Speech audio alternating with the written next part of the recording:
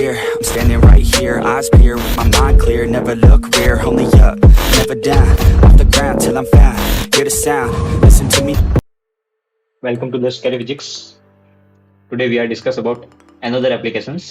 जो कुछ एप्लीकेशन तो हमने कर ली थी, अब रिमेनिंग एप्लीकेशन हम आज देखते हैं. लास्ट वीडियो में हमने डिफरेंशियल एम्पलीफायर पढ़ा था, डिफरेंशिएटर.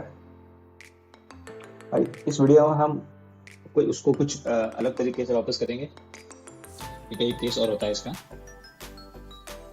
तो डायग्राम बना देता हूँ.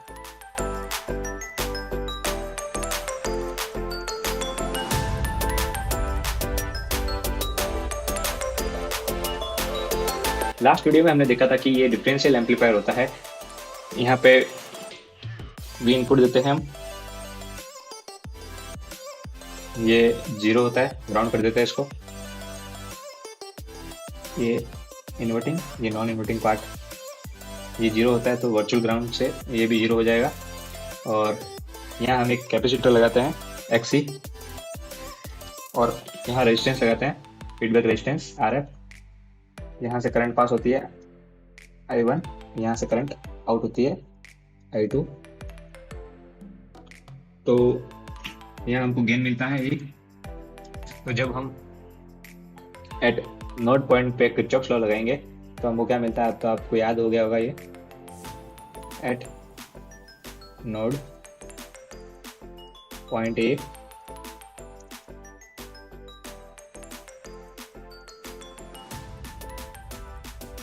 इनसाइडिंग करंट इक्वल टू आउटसाइडिंग करंट. ये होता है Kirchhoff's law. I1 VI minus 0 VI minus 0 upon आगे देखिए यहाँ क्या लग रहा है, XC इक्वल टू I2 कितना हो जाएगा, यहाँ V आउट होता है 0 minus V out upon RF.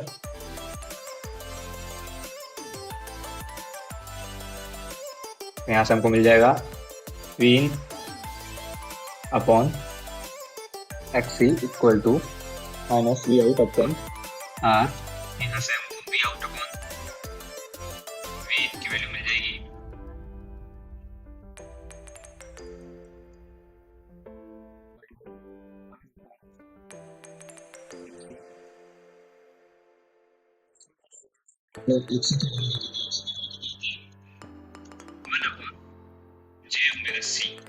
XC की वैल्यू होती है, जिसको नहीं पता है लास्ट लेक्चर में और बेसिक्स लेक्चर में हमने डिस्कस किया है, वो आप पिछली वीडियो देख लीजिए प्लेलिस्ट में जाके. और यहाँ से आप जब इसका मॉड्यूलस लेंगे V आउट अपॉन V इन, पहले इसकी वैल्यू पुट कर लेते हैं, माइनस R. XC की वैल्यू होती है 1 अपॉन J ओमेगा C. तो ये J ओमेगा C ऊपर आ जाएगा, तो यहाँ पर हमको मिल जाएगा J ओमेगा C. जब हम इसका मॉड लेंगे V आउट अपॉन V इन का, तो जो माइनस है प्लस हो जाएगा, और J ओमेगा नहीं, सिर्फ J की वैल्यू हट जाएगी, तो ये प्लस का R ओमेगा C बच जाएगा.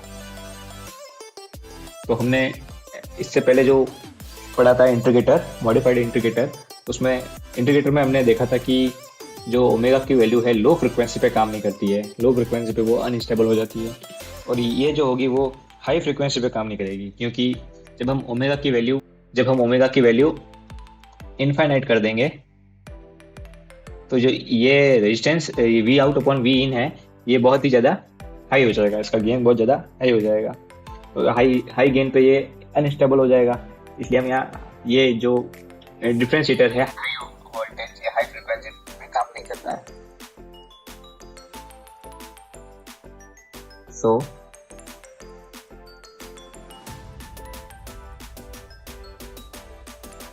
this circuit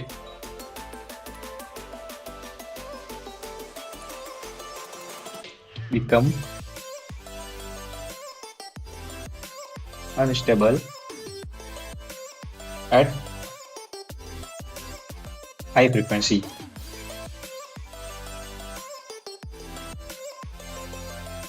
modified differentiator. अब हमको इस समस्या को हल करने के लिए इसको मॉडिफाई करने पड़ेगा डिफरेंशिएटर को। तो इसको मॉडिफाई करने के लिए क्या करेंगे, इंटीग्रेटर को हमने मॉडिफाई करने के लिए उसके पैरेलल में एक कैपेसिटर लगा दिया था, इस जगह पे कैपेसिटर लगा दिया था। इस पे भी हम पैरेलल में एक कैपेसिटर अगर लगा देंगे तो ये भी मॉडिफाई हो जाएगा। एक कैपेसिटर यहाँ लगा देंगे और इसके सीरीज में एक रेजिस्टेंस ऐड करना पड़ेगा हमको।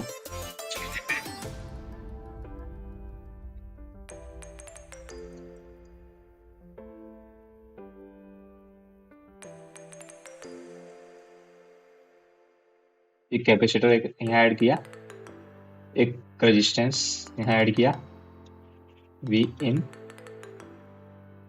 इसको कर दिया ग्राउंड नॉन इन्वर्टिंग पार्ट को, और ये इन्वर्टिंग पार्ट यहाँ हमको मिल जाएगा गेन।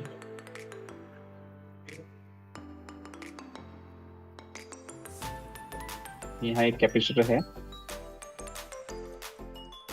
अब इसके पैरेलल में एक रेजिस्टेंस लगा देंगे, फीडबैक रेजिस्टेंस। तो ये बन गया हमारा मॉडिफाइड डिफरेंशिएटर। तो इसकी डेफिनेशन लिख लेते हैं। In differentiator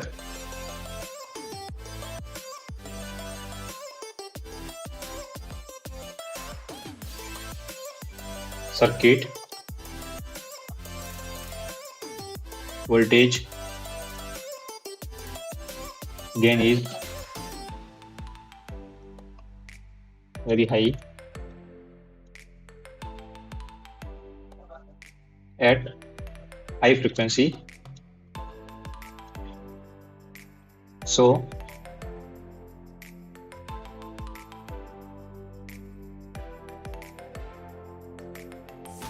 this circuit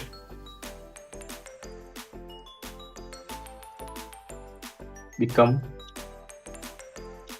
unstable, so it not work properly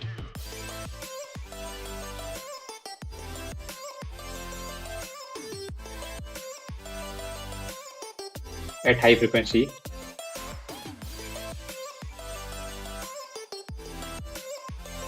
So it can be modified.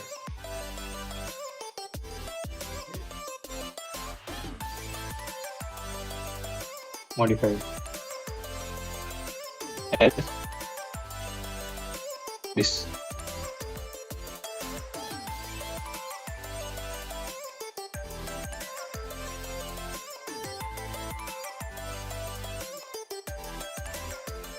ये हमारे पास रेजिस्टेंस है, ये हमारे पास कैपेसिटर है, ये हमारे पास फीडबैक कैपेसिटर है, और ये हमारे पास फीडबैक रेजिस्टेंस है। ये वी आउट है, ये दोनों सीरीज में है, ये दोनों सीरीज में है हमारे पास। तो इसको हम मान लेते हैं Z, और ये दोनों पैरेलल में है, इसको हम मान लेते हैं ZF। यहाँ से ZF की वैल्यू हो जाएगी, जब दो रेजिस्टेंस पैरेलल में होते हैं तो क्या वैल्यू होती है, RF into CF divide by RF plus CF। और जब दो सीरीज में होते हैं Z इक्वल टू क्या हो जाएगा, जब दो ये रेजिस्टेंस सीरीज में होते हैं तो वैल्यू होती है R प्लस C।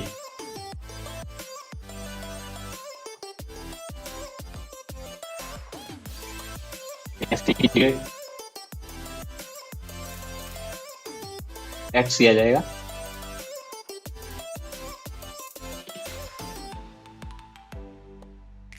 तो अब हम लगाते हैं इसमें Kirchhoff's law.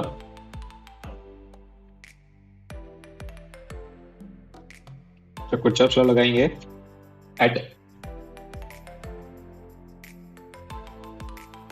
Eight node point A, यहाँ से I1 करंट जाएगा, यहाँ A2 करंट बाहर आ जाएगा, तो I1 equal to I2।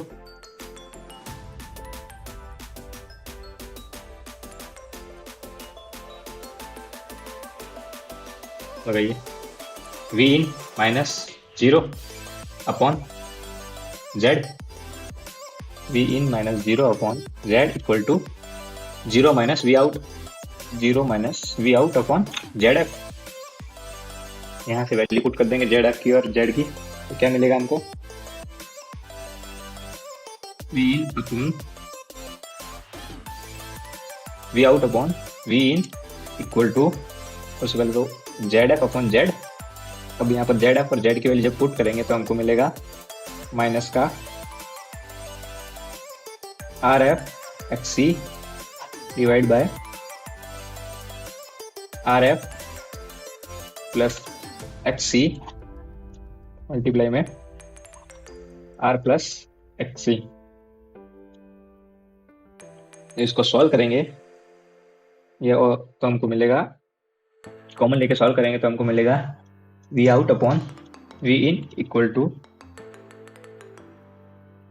Minus R F, ऊपर नीचे से एक्स जब कॉमन ले लेंगे तो हमको मिलेगा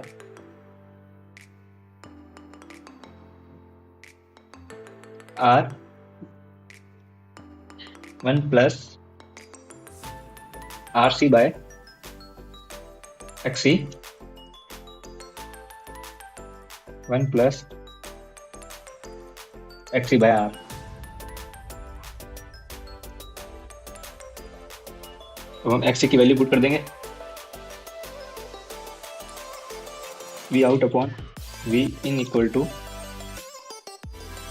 minus R F divide by R 1 plus J omega C, J omega C R C R F A C F 1 plus 1 upon J omega C R. जब हम इसका मॉड लेंगे V out upon V in equal to, इसका जब mod किया तो हमको मिलेगा माइनस की जगह प्लस हो जाएगा, आर एफ और जे ओमेगा हट जाएगा, आर रूट 1 प्लस omega C F R F का square into root of 1 plus 1 upon J omega C R का square. This circuit will work properly at high frequency also। High frequency मतलब infinite. अब omega tends to infinite कर देते हैं हम इसको, तो भी ये इतना ज़्यादा हाई गेन नहीं होगा, और जब हाई गेन नहीं होगा तो सर्किट स्टेबल रहेगा। नेक्स्ट हम पढ़ते हैं logarithmic of amp. Logarithmic of amp क्या होता है? लॉगरिथमिक ऑफ एम्प, जब हमको इसके आउटपुट में इसका इनपुट का लॉग मिल जाए तो ऐसे ऑप एम्प को हम बोलते हैं लॉगरिथमिक ऑप एम्प। देखिए definition, it is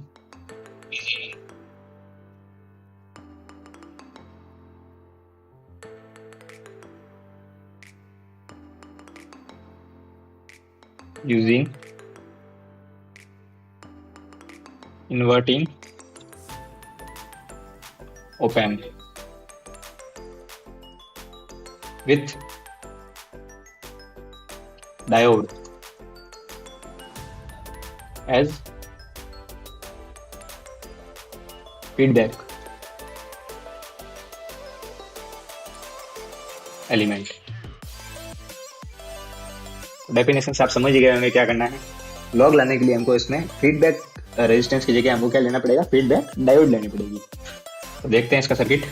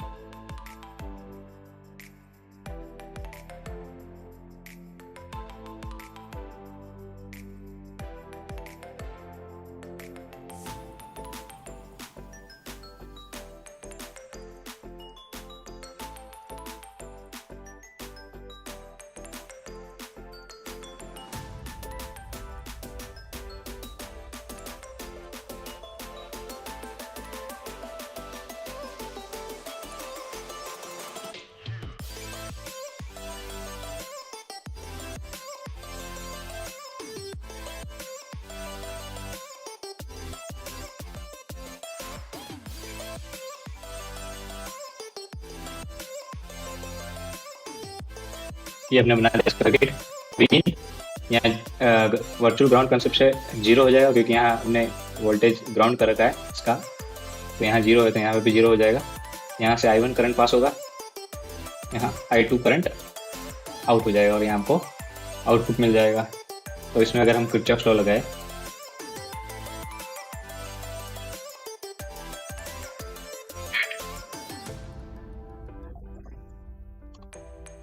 A I1 equal to I2,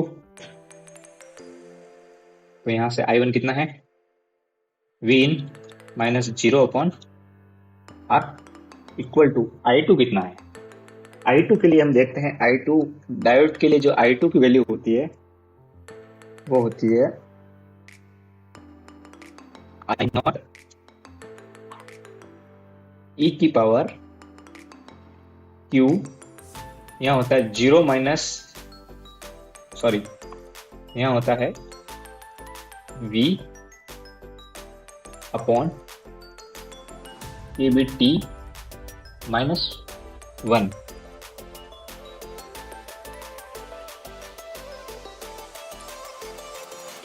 ये होती है I की वैल्यू। पर V हमको क्या लेना है, V हमको लेंगे I2 का 0 minus V not, 0 minus V not, तो इसकी वैल्यू हमको मिल जाएगी I2 की I नॉट इंटू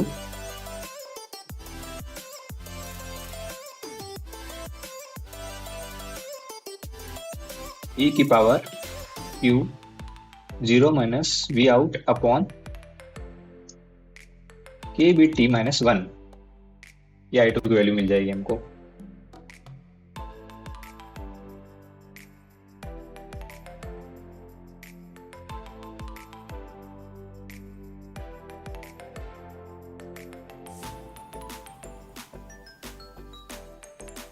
ये I2 की वैल्यू, अब ये I2 की वैल्यू हम यहाँ पुट करेंगे तो क्या मिल जाएगा हमको,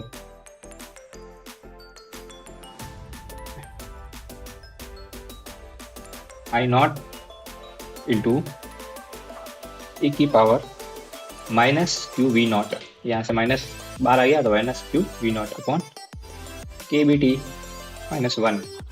ये हमको मिल गई इसकी वैल्यू, I नॉट की वैल्यू। अब इसको सिंप्लीफाई, इसको बोलते हैं हम डायोड इक्वेशन। डायोड इक्वेशन अब इसको आगे सिंप्लीफाई करेंगे। जब सिंप्लीफाई करेंगे तो हमको मिलेगा V इन अपॉन R इक्वल टू I नॉट इंटू e की power minus Q V upon K B T minus 1।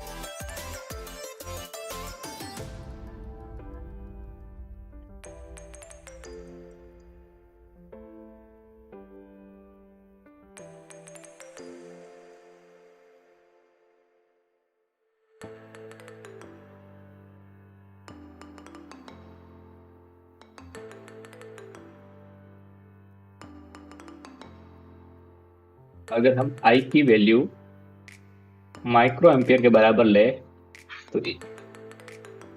तो हमको V इन अपॉन R I नॉट की वैल्यू हमको मिलेगी e की power Q V upon K B T, ये वन हट जाएगा जब माइक्रो एम्पियर के बराबर लेंगे तो सिंपली हमारे पास ये वैल्यू बचेगी।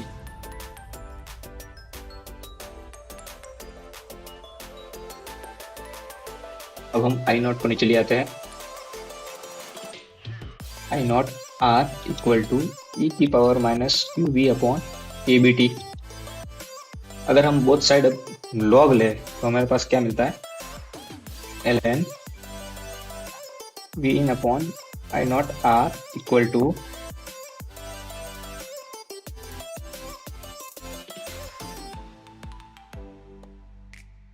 लॉग से एक्सपोनेंशियल हट जाता है तो minus Q V upon K B T. V not होगा यहाँ पे, ये भी वी नॉट है, ये भी वी नॉट है, वी नॉट मतलब वी आउट, ये भी वी आउट। तो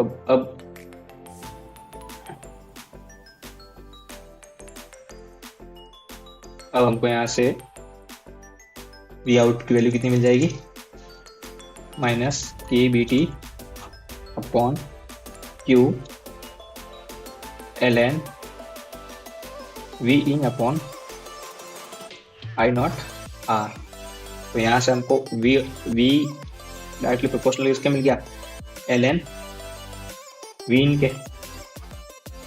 तो जब हमको आउटपुट की वैल्यू जब इनपुट की वैल्यू का लॉग मिले तो ऐसे सर्किट को हम बोलते हैं logarithmic op amp. Op amp को क्या बोलेंगे हम? Logarithmic op amp. तो इसकी डेफिनेशन ध्यान रखना। Okay,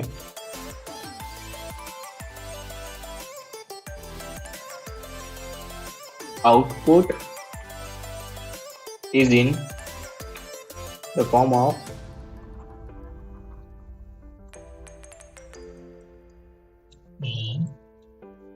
wave input signal. So it is known as logarithmic op amp.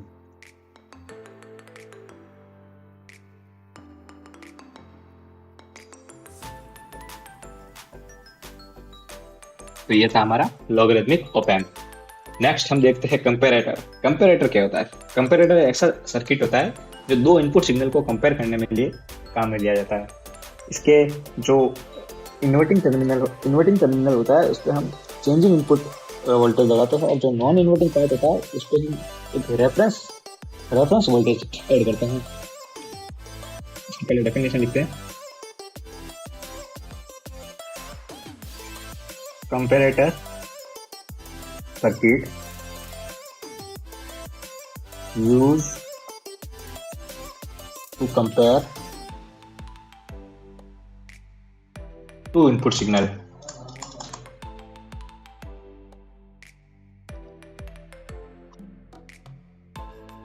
First, VR a reference voltage. Second input है V in, होता है चेंजिंग इनपुट।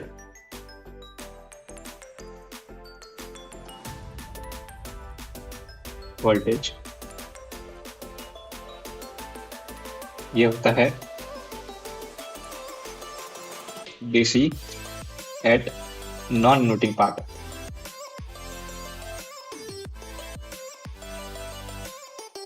और ये होता है इन्वर्टिंग पे। डायग्राम देखिए, इसका डायग्राम कैसे बनेगा। ये ऑप एम्प बनेगा। सिंपल सर्किट है इसका। यहाँ हम V इनपुट देते हैं, यहाँ V रेफरेंस देते हैं। इसमें कोई फीडबैक रेजिस्टेंस नहीं लगता है, यहाँ सीधा आउटपुट मिल जाता है।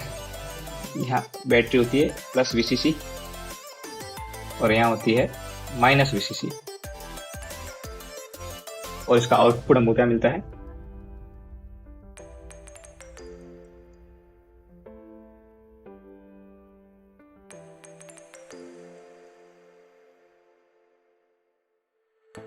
आउटपुट मिलता है हमको V out equal to A into VR minus V in, दोनों का डिफरेंस।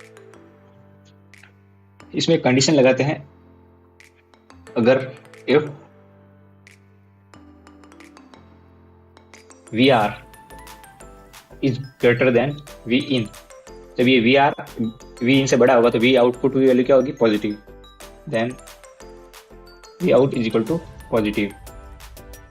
और if VR is less than V in, then V out की वैल्यू होगी नेगेटिव। तो भी लेस देन ये बड़ा होगा, ये छोटा होगा तो इसकी वैल्यू नेगेटिव हो जाएगी।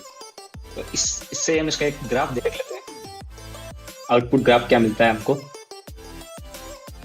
तो हमने एक कंडीशन देखी थी कि जब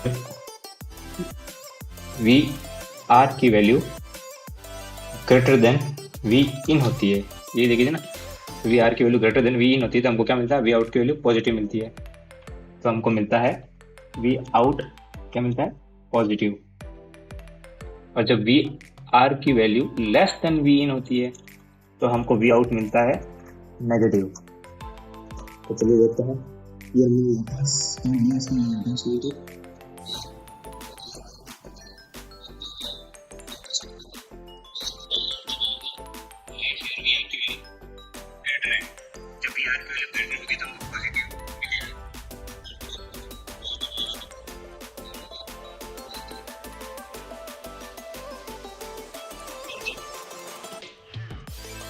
इसके बाद जब ऊपर जा रहा है ये तो वी इन बड़ा हो रहा है और वी आर लेस हो रहा है। तो वी आर की वैल्यू जब लेस देन वी इन होगी तो हमको नेगेटिव वैल्यू मिलेगी। तो हमको मिलेगी ये नेगेटिव वैल्यू। कहाँ तक मिलेगी ये? इस पॉइंट तक हमको मिलेगी इस पॉइंट तक। और वापस से यहाँ वी आर ज़्यादा है और वी इन जो है लेस है तो वापस हमको क्या मिलेगी? पॉजिटिव वैल्यू मिलेगी। ये मिल गई हमको पॉजिटिव वैल्यू। कहाँ तक मिलेगी? यहाँ तक। ऐसे कैसे ही आगे चलता जाएगा और हमको वैल्यू मिलती जाएगी।